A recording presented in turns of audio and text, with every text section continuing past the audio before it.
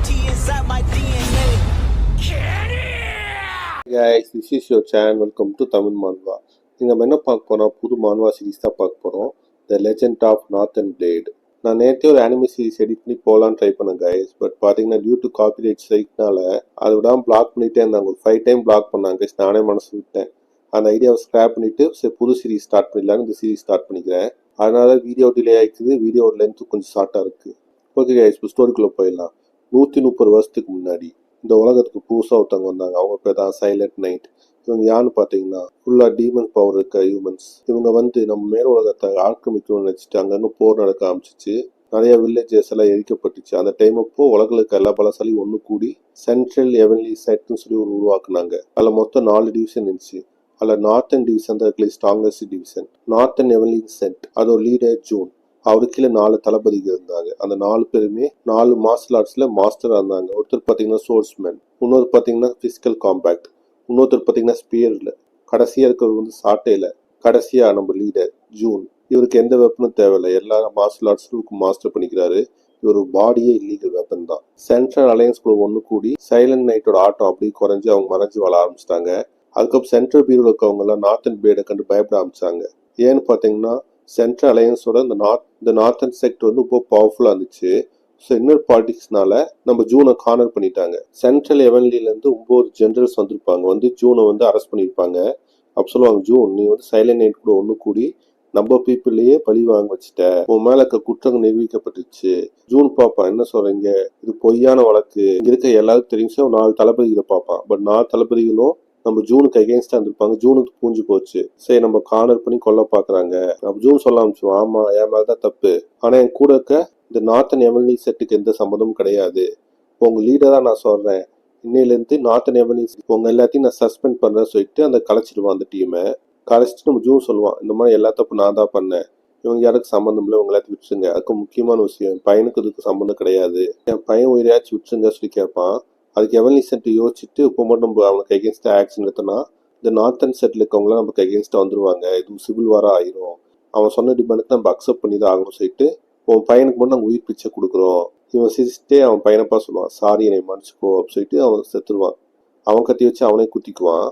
இவன் தான் நம்ம ஸ்டோரியோட ஹீரோ ஜூன் வான். இவனுக்கு தெரிஞ்சிடும் அவங்க அப்பா துரோகத்தால கொல்லப்பட்டாரு. முக்கியமா அந்த 4 தளபதிகள் உங்களை பழி வாங்காம நான் சாக மாட்டேன் சொல்லி நம்ம ஹீரோ சபதம் எடுப்பான். அதுலேருந்து 3 வருஷம் கழிச்சு காட்டுவாங்க. நார்த்தன் செக்ட் ஹெட் குவார்ட்டர்ஸே அப்படியே பாலைவனம் மாதிரி கிடக்கும். அங்கே யாருமே இருக்க மாட்டாங்க நம்ம ஹீரோவை தவிர. அப்போ அந்த வில்லேஜுக்கு சென்ட்ரல் அலையன்ஸ்லேருந்து 2 பேர் வருவாங்க.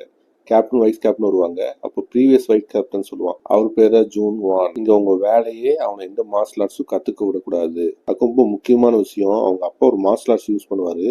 அது இவனுக்கு சொல்லித்தரல. ஆனால் அதை பற்றி புக்கு இங்கே எங்கேயோ தான் இருக்குது, நம்ம கிடைக்கல. ஸோ நீங்கள் அது தேடணும். இவன் அப்பாச்சும் அது கண்டுபிடிக்காம நம்ம பார்த்துக்கணும் எப்போவுமே அப்படின்னு சொல்லிட்டு கரண்ட் கேப்டன் அங்கிருந்து கிளம்பி புது கேப்டன் உள்ள வருவா. அப்படி ஏபி சென்ட்ரல்லேருந்து பண்ணுறாங்கன்னு பார்த்தீங்கன்னா, ஒருவேளை அவங்க அப்பா கொண்டதுக்கு ஒரு ரிவெஞ்ச் எடுக்கணும்னு சொல்லிட்டு பழி வாங்க கூட சொல்றதுக்காக எந்த மார்ஷல் ஆர்ட்ஸும் சொல்லி தராம இருப்பாங்க. 2வது உங்க அப்பா யூஸ் பண்ணுற டெக்னிக் யூனிகான் டெக்னிக். அந்த புக் உங்களுக்கு எங்கேயுமே கிடைக்கல. அதனால இங்கேயே ஒரு ஆளை போட்டு இவனை கண்காணிச்சுட்டு இருக்க மாதிரி சென்ட்ரல் இருந்து ஆர்டர் வந்திருக்கும். அப்போ புதுசாக அந்த கேப்டன் போய் யோசிச்சு பார்ப்பான், இவன் பெரிய வார் ஹீரோட பையன், ஆனா சாதாரண பிளாக் ஸ்மித்தா இருக்கானே சொல்லி பார்த்துட்டு இருப்பான். நம்ம ஹீரோட ரொட்டீன் என்னன்னு பாத்தீங்கன்னா கைஸ், நம்ம பிளாக் ஸ்மித் தான் கத்தி தயாரிக்கிறது, அதுக்கு காசாக்குறது. அதுக்காக ஃப்ரீ டைம்ல போய் ஒரு பில்டிங் இருக்கும். அந்த பில்டிங் பேர் 1000 புக்ஸ் ஆஃப் லேர்னிங் சொல்லி இருக்கும். ஏன்னு பாத்தீங்கன்னா அந்த பில்டிங் ஃபுல்லா புக்ஸா இருக்கும், மார்ஷல் ஆர்ட் புக்ஸா. 1000 டெக்னிக் மேல அங்க புக்ஸ் இருக்கும். ஆனா இப்போ பாத்தீங்கன்னா அவங்க அப்பா இறந்த பிறகு அவங்க அப்பா கூட இந்த 4 பேர் என்ன பண்ணிருப்பாங்கன்னா, இங்க ஒரு மார்ஷல் ஆர்ட்ஸ் புக் இருக்கக்கூடாது சொல்லி அவங்கவுங்க பிரிச்சு எடுத்துட்டு போயிருப்பாங்க. அதனாலதான் இங்க ஒரு லைப்ரரியில ஒண்ணுமே இல்லாம இருக்கும். நம்பி என்ன பண்ணுவான், அந்த பில்டிங் மேல போயிட்டு மேல எப்பவுமே உட்காந்து வேடிக்கை பார்த்துட்டு இருப்பான். இதான் அவனோட டெய்லி ரொட்டீன். அப்படி உன்னால பிளாக் ஸ்மித் வேலையை முடிச்சுட்டு அந்த பில்டிங் போயிட்டு இருக்கும்போது கடத்திடுவாங்க எல்லாரும் சேர்ந்து. அப்ப அந்த புது கேப்டன் கேட்டு மிரட்டிட்டு இருப்பான், உண்மையை சொல்லு, உங்க அப்பா சேர்த்து வச்சு நகையெல்லாம் எங்கேயாவது புக்கை எங்கேயோ ஒழிச்சு வச்சுக்கிற, உனக்கு கண்டிப்பா தெரியும் சொல்லிட்டு போனா. அப்ப நம்ம ஹீரோ சொல்லுவான், இந்த மாதிரி எங்க அப்பா எனக்கு எதுவுமே தரல, எங்க அப்பா எனக்கு கடைசியா சொல்லிட்டு ஒரு பழைய காலத்து மொழிதான் சொல்லிட்டு போய்க்கிறாரு, நீ என்கிட்ட கேட்கறே வேஸ்ட் தான் சொல்லுவான். அவன் கடுப்பா என்ன பண்ணாலும் ஆள்கால்ட்டு வேலை வெட்டிடுவான் லைட்டா. அப்ப இந்த கேப்டன் பக்கத்துல வைஸ் கேப்டன் அவன் சாக்காயிடுவான், பாஸ் வெளில பண்ணக்கூடாது பாஸ் சொல்லுவானா. அப்ப கேப்டன் மிரட்டுவான், நீ மட்டும் உண்மையை சொல்லாடி உனக்கு கொண்டு வேண்டாம் சொல்லுவான். அது நம்ம ஹீரோ சிரிச்சிட்டே சொல்லுவான், நீ மட்டும் நீ கொண்டனா 9 ஜெனரல் ஃப்ரம் சென்டர் உனக்கு சும்மா விட மாட்டாங்க, ஏன்னா அவங்க எங்க அப்பாவுக்கு ப்ராமிஸ் பண்ணிக்கிறாங்க என் உயிருக்கு எதுவும் ஆபத்து வரக்கூடாதுன்னு. இதை கேட்டு கேப்டன் முறைச்சிட்டு இருப்பான். வைஸ் கேப்டன் சொல்லுவான், பாஸ் அவன் சொல்ற உண்மைதான், நம்ம அவனை கண்காணிக்க தான் அனுப்பிக்கிறாங்க, இது மாதிரி நம்ம அவனை பண்ணக்கூடாது சொல்லுவான். அப்ப நம்ம ஹீரோவை கட்ட அவுத்து விட்டுருவாங்க. அப்போ அந்த வைஸ் கேப்டன் போய் கொடுப்பான், இந்த பேண்டேஜ் கட்டி கோசி கொடுப்பான். அந்த வைஸ் கேப்டன் பேர் என்னன்னு பார்த்தீங்கன்னா சீமூன். நம்ம ஹீரோ அந்த வேலை கட்டு போட்டு வழக்கு போல அந்த மொட்டை மாயில போய் நின்று பார்ப்பான். அப்போ அவன் சொல்லுவான், இந்த மாதிரி எங்கள் அப்பா எனக்கு எதுவுமே சொல்லி தரல அந்த வேர்டு லாங்குவேஜ் தவிர, ஆனால் அது ஏன் சொல்லி தந்தா எனக்கு இப்போ புரியுது சொல்லி காட்டுவான். ஏன்னு பார்த்தீங்கன்னா இவங்க நிறைய புக்ஸ் எடுத்துகிட்டு போயிருப்பாங்க நார்த்தன் டவர்லேருந்து. ஆனால் அவங்க மிஸ் பண்ணது என்ன பார்த்தீங்கன்னா அந்த பில்டிங், நார்த்தன் பில்டிங்கே ஒரு புத்தகம் தான். அந்த லைப்ரரி டவர்லேருந்து எட்டி பார்த்தா என்டையர் நார்த்தன் செட்டே ஒரு புத்தகம் மாதிரி எழுதப்பட்டிருக்கும். இவனுக்கு அந்த வேர்ல்டன் லாங்குவேஜ் அவங்க அப்பா சொல்லி தந்திருப்பாரு. ஸோ டெய்லியும் மொட்டை மாடியில் போய் மார்ஷல் ஆர்ட்ஸ் அங்கேருந்து படிச்சுட்டு இருப்பான். அது யாருக்கு தெரியாமல் ப்ராக்டிஸ் பண்ணு சொல்லிதான் பிளாக் ஸ்மித்தர்ஸ் சூஸ் பண்ணி, ஏன்னா வால் தயாரிக்கும் கண்டிப்பாக வாழை சுற்றி பார்க்கணும்ல ஷார்ப்பாக இருக்கா இல்லையான்னு. ஸோ யாருக்குமே தெரியாமல் சீக்கிரட்டாக ப்ராக்டிஸ் பண்ணிட்டு இருந்திருப்பான் நம்ம ஹீரோ. அந்த நார்த் டாஸில் இருக்க ஒரு பில்டிங்கு ஒரு வால்லையும் ஒரு டைலாக் எழுதியிருக்கும் மார்ஷல் ஆர்ட்ஸ் பற்றி. நெக்ஸ்ட் டே மார்னிங் தான் காட்டுவாங்க. நெக்ஸ்ட் டே மார்னிங் நம்ம ஹீரோ பார்க்கறதுக்கு வாங் சூன்னு ஒருத்தர் வருவார், வயசானவர். அங்கிள் நீங்களா சொல்லி கேட்பான். யார் பார்த்தீங்கன்னா ஹீரோட அப்பா யங்கா இருக்கும் போது டீச் பண்ணி தந்திருப்பாரு எப்படி சண்டை கட்டணும்னு. அந்த விசுவாசத்துக்காக ஒவ்வொருத்தன் தான் நம்ம ஹீரோ பார்த்துட்டு இருப்பான் ரெகுலரா. நம்ம ஹீரோட நம்பிக்கையான ஆளே இவன் தான். அப்போ சொல்லுவான், மாஸ்டர் நீங்க பிளாக் ஸ்மித் போறீங்க கேள்விப்பட்டேன், அதுக்காக தான் உங்களுக்காக ரா மெட்டீரியலாக கொண்டு வந்துருக்கேன்னு சொல்லிட்டு ஃபுட்டு ரா மெட்டீரியலாக கொடுப்பான் ஏன்லாம். இதையும் அந்த வைஸ் கேப் எட்டி பார்த்துட்டு இருப்பான். இவன் என்னென்ன பண்றா எல்லாம் வாட்சா விட்டுட்டே இருப்பாங்க. அப்போ உள்ள போய் சொல்லுவான், யங் மாஸ்டர் இன்னும் அந்த 4 பேரும் உங்களை பார்த்துட்டு தான் இருக்காங்க, என்ன பண்றீங்க எங்க போறீங்க எல்லாம் விசாரிச்சுட்டு தான் இருக்காங்க. என் கூட கேட்டாங்க நீங்க என்ன கொண்டு போறலாம். அது நம்ம ஹீரோ ஜூவான்ட்டு அதெல்லாம் ஃப்ரீயா விடுங்க, நாங்கள் டீ குடிங்க சொல்லிட்டு அப்போ நீங்க நைட்டு ஃபுல்லா பனி பெய்யும். நம்ம ஹீரோ வழக்கு போல டவருக்கு போகும்போது அந்த வைஸ் கேப்னு சொல்லுவான், நீ ரொம்ப நல்லா பனி பெய்யுது, நீங்க அங்கே போகாம இருக்க நல்லது, உங்களுக்கு காய்ச்சல் ஏதாவது பிடிச்சுன்னு சொல்லுவானா. இவன் பார்ப்பேன்னா நம்ம மாதிரி அக்கறைப்படுற குத்தங்க இருக்காங்களே சொல்லிட்டு வீட்டுக்கு போவான். அவன் வீட்டுக்கு கதவு தோண்டு டொப்புன்னு அவன் காலத்துட்டு ஒரு கத்தி வரும். நீ தான் அந்த லேண்ட் ஓனரா சொல்லி கேட்பாங்க. பாப்பா பொம்பளை வயசா, நான் 3 வருஷத்துல எந்த ஃபீமேலையும் இங்கே பார்த்ததே இல்லையே, நீங்க யாருங்க சொல்லி இவன் கேட்பானா. அப்ப சொல்லுவா, நான் தான் ஃபர்ஸ்ட் கேள்வி கேட்டேன், உனக்கு பதில் சொல்லல, உன் கழுத்து உங்க தலையில இருக்காது. நம்ம ஹீரோ பயந்துட்டு, ஆமா நான் தான் அந்த பில்டிங் ஓனர், என்ன எதுவும் பயந்தாங்க சொல்லிட்டு இருப்பான். சரி என் 2வது கேள்வி சொல்லிட்டு அப்படியே மைக் போட்டு வந்துருவா. நம்ம ஹீரோ யாரான்னு பார்த்தா அந்த பொண்ணுன்ட்டு உடம்பு ஃபுல்லா ரத்த காயத்தோட இருக்கும். நம்ம ஹீரோக்கு என்ன பண்ணனே தெரியாது. யாராவ எப்படிடா இங்க வந்தா, யாரு இவ்வளவு அட்டாக் பண்ணா, இப்போ நான் என்ன பண்ணது, இவ்வளவு காப்பாத்தலாமா வேண்டாமான்னு யோசிச்சுட்டு சரி நம்ம காப்பாத்திடலாம் சொல்லிட்டு அந்த பொண்ணை தூக்கிட்டு உன்னோட பிளாக் ஸ்மித் இடத்துக்கு போவான். ப்ரீவியஸா அந்த அங்கிள் கூட்ஸ் எல்லாம் தந்திருக்கும்ல, அதுல மெடிக்கிட்டும் தந்திருக்கும். அதுல ஒரு ஸ்பெஷல் மெடிசன் இருக்கும் சீக்கிரம் குணமா இருக்கு, எல்லா பாய்ஸும் நியூட்ரலைஸ் பண்றதுக்கு. அந்த மாதிரி அந்த பொண்ணு கொடுத்துட்டு கடைசியில உனக்கு அக்குபஞ்சர் கொஞ்சம் தெரியும், அதை வச்சு அந்த காயத்து மேல வச்சு கொஞ்சம் பேண்டேஜ்லாம் போட்டு ரெடி பண்ணிடுவான் ஹீரோ. அவன் கண்ணு மூச்சு பார்ப்பான், அவன் காயத்துல பேண்டேஜ் போட்டுருக்கும். நம்ம ஹீரோ கரெக்டான டைம் சமைச்சு ஃபுட் கொண்டு வந்துட்டுப்பான். நீ இருக்கு நீ காப்பாடு, நானே உனக்கு கொலை பண்ணி மேட்டிக் தானே என்னன்னு சொல்லுவான். அது நம்ம ஹீரோ சொன்னாங்க, நிறைய பேர் கொலை பண்ண மாட்டிக்கிறாங்க, யாராலையும் பண்ண முடியாது. சரி உன் கதையை சொல்லு, உனக்கு என்ன ஆச்சு, எதுக்கு இங்க இப்படி கடந்துட்டு இருக்க, உனக்கு ஃபுல்லா எப்படி காயப்பட்டுச்சு கேட்டுப்பான். அதுக்கு ஒரு தேவையில்லாத வேலை உனக்கு, நான் ரெக்கவரி ஆகிட்டும் நானே கிளம்பிடுவேன் அப்படி சொல்லிட்டுப்பான். நம்ம ஹீரோ சார் இந்த ஃபுட்டு சாப்பிட்டு இங்கே ரெஸ்ட் எடு, நான் வந்துடுறேன். சரி உன் பேர் என்னன்னு கேட்பானா. அதுக்கு என் பேர் இருக்கிற உனக்குன்னு சொல்லி கேட்பாரு. ஹீரோ கடுப்பாயிடுவான், ஏன்னா நீ என் வீட்டில் தூங்குற, என் ஃபுட்டு தான் சாப்பிட்ற, உன் பேர் கூட சொல்ல முடியாது என்கிட்ட அப்படி கேட்டால் அவன் சொல்லுவா, என் பேர் சியோன்னு சொல்லுவா. அதுக்கு நம்ம ஹீரோ அங்கேருந்து கிளம்பி வழக்கு போல அவன் ருட்டீன் வேலைக்கு போயிடுவான். திரும்ப அவன் டவரில் ஏறி அந்த பில்டிங்லாம் பார்த்துட்டு யோசிச்சு பார்ப்பான், அழகான பொண்ணுக்கு அழகான பேர் தான் சியோன். இப்போ சியோனை தான் காட்டுவாங்க. அவன்ட்டு அந்த பாய்சனுக்கு எதிராக போராடிட்டு இருப்பான். அந்த பாய்சன் ரொம்ப பவர்ஃபுல்லாக இருக்குமா, லிட்டரலி இவ்வளோ கன்சியூவ் பண்ணிட்டு இருக்கோம். இவ்வளோ கொஞ்சம் மேஜிக் எல்லாம் தெரியும். இவ்வளோ அதுக்குள்ள ஃபைட் பண்ணிட்டு இருப்பான். பட் அவளால் ரொம்ப ஃபைட் பண்ண முடியாது, அது கன்சியூம் ஆகிற மாதிரி ஆயிடும். அந்த டைம் அப்போ ஒருத்தர் டார்க்னஸ்லேருந்து ஒருத்தர் ஜம்ப் பண்ணி வருவான். இவனாரு பார்த்தீங்கன்னா ரியூக்கு, இவன் பேசிக்காக பார்த்தீங்கன்னா அவளோட பாடி கார்டு மாதிரி. அவனுக்கு தெரிஞ்ச அக்குபஞ்சர் மெத்தட் வச்சு பாய்சனை வெளியே எடுத்துருவான். இப்போ ஹீரோயின் கான்சியஸ்க்கே வருவா. வந்துட்டு கேட்பா, ரியூ நீ எப்படி நீ கண்டுபிடிச்ச, மாஸ்டரா இங்கே நீ வர சொன்னா சொல்லுவா. கையில் போய் கேட்பான், ஏன் மாஸ்டர் போய் பாதுகாக்க வேண்டியதானே, எதுக்கு இங்கே வந்த, மாஸ்டரும் பையாட்டி சொல்லுவானா. அதுக்கு அந்த பாடி கார்டு சொல்லுவான், இல்லை எனக்கு உங்களை ப்ரொடெக்ட் பண்ணதான் பையாரிட்டி மேடம், ஆனால் நீங்கள் ரொம்ப கரெக்டான நேரத்தில் ஐட் அவுட் ஆகிக்கிறீங்க, யாருமே எதிர்பார்க்க மாட்டாங்க இந்த மாதிரி நார்த்தன் செட்டில் தான் நீங்கள் இருப்பீங்கன்னு, உங்கள் மேலே இருக்க ரொம்ப ஹெவி பாய்சன் மேடம், எனக்கு தெரிஞ்சு நீங்கள் இன்னும் கொஞ்சம் ரெஸ்ட் எடுத்து உங்கள் எனர்ஜியெல்லாம் அப்படின்னு சொல்லிட்டு இருப்பான். அப்புறம் ஹீரோ தான் காட்டுவாங்க. ஹீரோ சுற்றிலாம் அடிப்பான். அவனுக்கு அடிக்கும்போது அந்த சென்ஸ் வரும், சவுண்டு கிளியராக ஒரு ரவுண்ட் சர்க்கிளில் போயிட்டு இருக்குமா. ஸோ யாருமே கிட்ட இல்லைன்னு கன்ஃபார்ம் பண்ணிட்டு அவன் சோடு எடுத்து ப்ராக்டிஸ் பண்ண ஆரம்பிச்சிருவான். ப்ராக்டிஸ் பண்ணிட்டு வழக்கு போல்தான் திரும்ப வீட்டுக்கு போயிட்டு சமைச்சு அந்த பொண்ணுக்கு தடுப்பா. பொண்ணு கேட்கும், எதுக்கு நீ எனக்கு ஹெல்ப் பண்ணுற சொல்லி கேட்குமா. நான் ஒன்றும் உனக்கு ஹெல்ப் எல்லாம் பண்ணல, இது எங்கள் கல்ச்சர், யார் எங்கள் இடத்துக்கு வந்தால் நாங்கள் இப்படி கவனிப்போம் அப்படின்னு சொல்லிட்டு ஃபுட்டெல்லாம் கொடுத்து 2 பேர் மாற்றி மாற்றி பேசிட்டு இருப்பாங்க. பார்த்தீங்கன்னா ஹீரோ தனியாக ப்ராக்டிஸ் ஸ்போர்ட்ஸ்மேன்ஷிப்பை இந்த பார்த்தீங்கன்னா அந்த பொண்ணுக்கு மேஜிக் ட்ரிக் தெரியுமே, இவ்வளோ தனியாக உட்காந்து மேஜிக் பண்ணி அவங்க ரெக்கவரி ஆகிட்டு அவன் மேஜிக் பவர் ஸ்ட்ராங் பண்ணிட்டு இருப்பான். டேஸ் பாஸ் ஆக 2 பேர் கூட நல்லா கம்யூனிகேட் ஆகி நல்லா ஃப்ரெண்ட்ஸ்மே ஆயிடுவாங்க. சடமா அடிச்சுக்குவாங்க, மாற்றி மாற்றி பேசிக்குவாங்க. கடைசியில் ஒன்று நம்ம ஹீரோ வந்துட்டு வழக்கு சுற்றிலாம் அடிச்சு யாருமே இல்லை சொல்லி கன்ஃபார்ம் பண்ணிட்டு ஸ்போர்ட்ஸ்மேன்ஷிப் ப்ராக்டிஸ் பண்ணலாம் சொல்லி போவான். டக்குன்னு பார்த்தா வந்து நின்றுவான். இவனு ஷாக் ஆயிடுவானோ, நான் சென்ஸே பண்ண முடியல, எப்படி இங்கே வந்த சொல்லி கேட்பாளா. அதெல்லாம் இக்னோர் பண்ணி வந்த கொஸ்டின்லாம் எனக்கு போர் அடிக்கிறாதா வெளியே வந்தேன் அப்படி சொல்லிட்டுப்பா. இல்லை வெளியே வரக்கூடாது, யாராச்சும் பார்த்தாங்கன்னா பிரச்சனை ஆயிரும் சொல்லிட்டுப்பாளா. அதுக்கு அவ சொல்லுவாங்க யாரா இருக்கா, யாருமே இல்லை அப்படி சொல்லிட்டுப்பா. இப்போ அங்கேருந்து சீனை கட் பண்ணா ஒரு 3 பேர்த்து காட்டுவாங்க. இதுதான் நார்த்தன் செக்டான்னு ஒருத்தர் கேட்பான். இந்த 3 பேர் யாருன்னு பார்த்தீங்கன்னா அந்த 9 ஜென்ரல் இருப்பாங்கல்ல, அவங்களுக்கு மேலே ஒரு 4 பேர் இருப்பாங்க. அதில் ஒருத்தவங்களோட பையன் தான் அவங்க எல்லாம். அந்த கடைசி பொண்ணு பேர் வந்து சூன், அந்த நடுப்பையன் பேர் லீ, அதே மாதிரி மூத்த பொண்ணு பேர் வந்து ரிங். இவங்க 3 பேர் எதுக்கு இங்கே வந்திருப்பாங்கன்னா நார்த்தன் செட் எப்படி சொல்லி பார்க்கறதுக்காக அவங்க வந்திருப்பாங்க. அப்போ அங்கே போய் கேப்டன் பார்த்து பேசிட்டு போவாங்க. அப்போ கேப்டன் ஷாக்காகி சொல்லுவான், ஏன் அரசு வாரிசுல இங்கே வரணும், அந்த பாலைவனத்துக்கு இங்கே ஒன்றுமே இல்லையா சொல்லுவாங்க. அதுக்குள்ள நாங்கள் சுற்றி பார்க்க வந்தோம் சொல்லிட்டு ஒன்று நடந்து போயிட்டு இருப்பாங்க. அப்போ உங்க டீம்ல இருக்க பாடி கார்டு வந்து நம்ம வைஸ் கேப்டன் பார்த்து சிரிப்பான், டே ஞாபகம் இருக்கா சொல்லி கேட்பான். பட் அவன் எதுவும் கண்டுக்க மாட்டான். கையில் இவங்கெல்லாம் நடந்து பேசிட்டு போயிட்டு இருக்கும்போது இந்த பக்கம் நம்ம ஹீரோ ஹீரோயின் தான் காட்டுவாங்க. இவங்க போய் பேசிட்டு போயிட்டு இருப்பாங்க, நம்ம நைட்டுக்கு சிக்கன் எனக்கு செஞ்சு தா இருப்பாளா, அதெல்லாம் செய்ய முடியாது, எனக்கு நல்ல சைடிஷாக செஞ்சு தா சொல்லி மாற்றி மாற்றி பேசிட்டு போயிட்டு இருப்பாங்க. அப்போ என்னன்னா அவங்க 2 பேர் மீட் பண்ணிக்குவாங்க. நம்ம ரிங் வந்து கேட்பா, ஓ நீ தான் அந்த நார்த் எவன்லின் செட்டோட கடைசி வாரிசா அப்படி சொல்லி கேட்டுப்பான் நம்ம ஹீரோ பார்த்து. நம்ம ஹீரோ நீங்க யாருன்னு எனக்கு தெரியலையே சொல்லிட்டு இவங்க இன்ட்ரடியூஸ் பண்ணிக்குவாங்க யாருன்னு. உனக்கு எங்க அப்பா போய் நல்லா தெரிஞ்சுக்க, எங்க அப்பா தான் ரொம்ப நைன் ஸ்கின் மேல ஒருத்தர் அந்த தெரியுமா அப்படி சொல்லி கேட்பான். நம்ம ஹீரோ பழசெல்லாம் ஞாபகத்துக்கு ஆரம்பிச்சிடும். லீ சொல்லுவான், உங்க அப்பா எங்க அப்பாட்ட தான் சத்தியம் கேட்டிருந்தாரு, என்னமோ இதுக்கு ஏதோ ஆகக்கூடாதுன்னு, எப்போச்சு ஞாபகம் இருக்கா சொல்லி திரும்ப கேட்பான். நம்ம ஹீரோ ஞாபகத்துக்கு வந்து சொல்லிட்டு அங்கிருந்து கிளம்பிடுவோம் எதுவுமே பேசாம. அப்போ அந்த ரிங் கேட்பா, அத்தியாரு அந்த பொண்ணு அங்கே நிற்கும் கூட இருக்க சொல்லி கேட்பாளா. நம்ம 2 மதிப்பிடுவான், இந்த மாதிரி என் கசின் தூரத்து சொந்தக்காரங்க சும்மா 2 நாளைக்கு வந்துக்கிறாங்க போயிடுவாங்க சொல்லுவானா. அந்த கேப்டன் வைஸ் கேப்டன் கூட மதிப்பான், ஏன்டா இது கூட என்கிட்ட சொல்ல மாட்டியா நீ அப்படின்னு. இந்த வைஸ் கேப்டனுக்கே தெரியாது, அவன் திருப்பி முடிச்சுட்டு இருப்பான். இவங்ககிட்ட அவங்க ரெஸ்டிங் பிளேஸ்க்கு போயிடுவாங்க. அப்போ அந்த லீவ் மட்டும் யோசிச்சு பார்ப்பான், எல்லாரும் இந்த ஊரை விட்டு போயிட்டாங்க, ஆனா இவன் மட்டும் அந்த ஊரை விட்டு, அப்போ ஏதோ ஒண்ணு இந்த ஊருக்குள்ள இருக்கு, அதுக்காக தான் இவன் இருக்கா இங்க. அப்போ உங்க கூட ஒரு ஜென்ரல் வந்திருப்பான். அந்த ஜென்ரல்ட்டு கேட்பான், இந்த ஊர் ஃபுல்லா சர்ச் பண்ணி ஏதாவது கிடைச்சுதான் கேட்பான். பாஸ் எதுவுமே கிடைக்கல அப்படி சொல்லுவானா. அவன் ஏதோ ஒன்று மறைக்கிறான். சரி நானே அவன் நேரில் போய் பார்க்கணும்னு சொல்லிட்டு நான் லீவ்ட்டு நம்ம ஹீரோ பார்க்க வருவான். நம்ம ஹீரோ வழக்கு போகிறான், பிளாக் ஸ்மித் வேலையை பார்த்துட்டு இருப்பான், கத்தி ரெடி பண்ணிட்டு இருப்பானா.